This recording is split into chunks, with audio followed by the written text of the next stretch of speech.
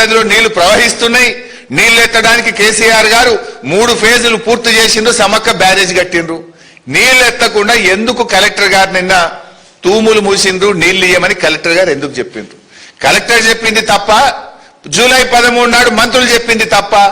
క్షమాపణ చెప్పండి. మరి మీ చేతగాంతనం వల్ల, మేము సకాలంలో మోటార్లు మరమ్మతు చేయకపోవడం వల్ల 10 మోటార్లు నడపలేకపోతున్నాం, తప్పైందని క్షమాపణ కోరండి రైతాంగాన్ని.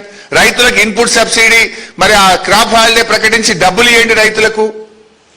ఏం పిచ్చి తుగ్లక్ చర్యలేంది ఇది? తుగ్లక్ ప్రభుత్వం లాగా ఉన్నది. మంత్రులు పోయి ఇస్తామంటారు, కలెక్టర్ ఇయ్యమంటారు. What is this? It's a joke.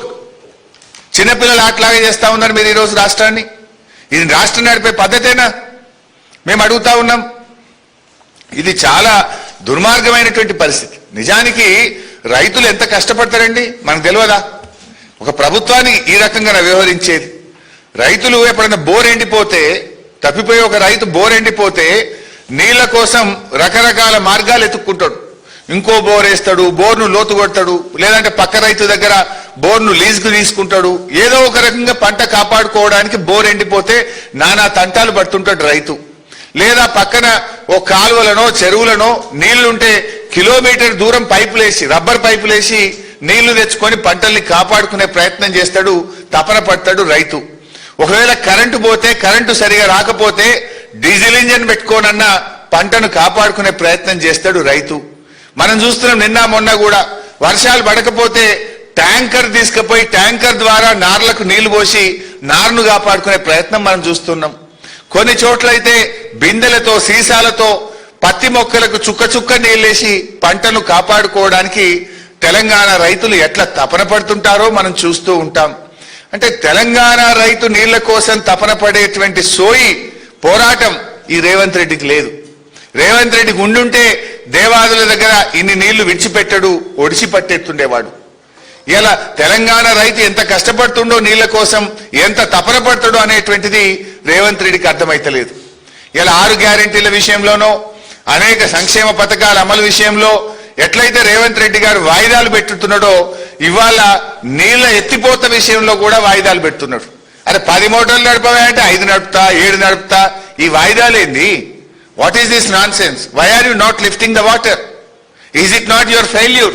నీ చేతగాంతనం వల్ల, నీ నిర్లక్ష్యం వల్ల, నీకు రైతులకు ఉండే సోయి చిత్తశుద్ధి లేకపోవడం వల్ల ఇవాళ నీళ్లు కిందికి జారవిడుస్తా ఉన్నావు. ఈడ ఏ ఎన్డీఎస్ఏ ఉంది? కాళేశ్వరం మీదనే మా మీద పడేడ్చినావు. ఏమనంటే ఎన్డీఎస్ఏ అని బీఆర్ఎస్ మీద బురద తెల్లడానికి చిల్లర రాజకీయాలు చేసినావు. ఇక్కడేం రాజకీయం? ఈడేమడ్డం వచ్చింది? 10 మోటార్లు నడపకుండా జూన్ 1వ తేదీ నుంచి ఇవాళ వరకు 50 రోజుల నుంచి ఎందుకు ఈ డ్రామాలు చేస్తున్నావు అని నేను అడుగుతా ఉన్నా. అంటే దేవాదుల విషయంలో నాటి నుంచి నేటి వరకు కాంగ్రెస్ పార్టీది ద్రోహమే. 2011లో దేవాదుల టనల్ కూలిపోతే 3 ఏళ్లు దేవాదుల ప్రాజెక్టును పట్టించుకోకుండా మూలకు పడేసిందే కాంగ్రెస్ పార్టీ. దాన్ని పట్టించుకొని పూర్తి చేసింది బీఆర్ఎస్ పార్టీ. ఇవాళ నీళ్లుండగా కూడా ఇది కేవలం మీ నిర్లక్ష్యం వల్లనే తప్ప ఇంకోటి కాదు. ఎలినినో పేరు చెప్పి ఎగనామం పెడితే బీఆర్ఎస్ పార్టీ ఊరుకోదు. ఇది ఎలినినో తెచ్చిన కరువు కాదు, కాంగ్రెస్ నిర్లక్ష్యం వల్ల వచ్చిన కరువు ఈ వరంగల్ జిల్లాకు. ఎలినినో ఉంది గనుకనే ప్రతి బొట్టును కూడా ఒడిసి పట్టుకోవాల్సిన బాధ్యత ఈ రాష్ట్ర ప్రభుత్వం మీద ఉంది. ఈ ముఖ్యమంత్రి రేవంత్ రెడ్డికి మాట్లాడితే తిట్ల మీద, ఒట్ల మీద ఉన్న ధ్యాస నీటి బొట్లు ఎత్తే విషయంలో రేవంత్ రెడ్డికి లేదు. మాట్లాడితే తిడుతూనే ఉంటాడు కదా మమ్మల్ని. గా తిట్ల మీద ఉన్న సోయి ఏమనంటే ఆ రాముల వారి మీద ఒట్లు పెడుతుంటాడు టాప్కోసారి, అవి కూడా తప్పుడే. ఆ ఒట్ల మీద ఉన్న శ్రద్ధ, రాజకీయాల మీద ఉన్న శ్రద్ధ నీటి బొట్లను ఎత్తడం మీద పెడితే నీకు కొద్దిగన్న పేరు మిగులుతుంది. లేదంటే చరిత్రహీనుడుగా రేవంత్ రెడ్డి మిగిలిపోతాడు. ఏదంటే బీఆర్ఎస్ ని ఆప్తా, బీఆర్ఎస్ ని మళ్ళా గెలవనీయా, బీఆర్ఎస్ ని ఆప్ పెడతా. బీఆర్ఎస్ ని ఆప్ పెట్టు తర్వాత ముందు నీళ్ళాపు, ముందు నీళ్ళెత్తు, ముందు బీఆర్ఎస్ ని ఆపే సంగతి తర్వాత చూసుకుందాం. నువ్వు కాదు, నీ తాత తరం కూడా కాదు, బీఆర్ఎస్ వచ్చి తీరుతుంది. బీఆర్ఎస్ ని ఆపుడు సంగతి తర్వాత చూసుకుందాం. నీళ్ళెత్తే సంగతి చూడు, నీళ్ళు ఆపే సంగతి ముందు చూడు మిస్టర్ రేవంత్ రెడ్డి. రేపు నీ నిర్లక్ష్యం వల్ల సాగు తగ్గినా, తాగునీళ్లకు ఇబ్బంది వచ్చినా, కరెంటు ఉత్పత్తి ఆగినా, ఏ రకమైన ఇబ్బందులు వచ్చినా దానికి రేవంత్ రెడ్డి ప్రభుత్వమే బాధ్యత వహించాల్సి ఉంటుందని హెచ్చరిస్తా ఉన్నాం. ఎందుకంటే ఇది నీళ్లు లేక కాదు, కాలం తెచ్చిన కరువు కాదు, కాంగ్రెస్ తెచ్చిన కరువు, నిర్లక్ష్యం వల్ల వస్తున్నటువంటి కరువు కనుకనే మేము తీవ్రంగా ఈరోజు హెచ్చరిస్తా ఉన్నాం. ఇలా ఎన్ని నీళ్లు పోయినాయండి? దేవాదుల సమ్మక్క బ్యారేజ్ నుంచి జూన్ 1వ తేదీ నుంచి ఇవాళటి వరకు అంటే 51 రోజులు.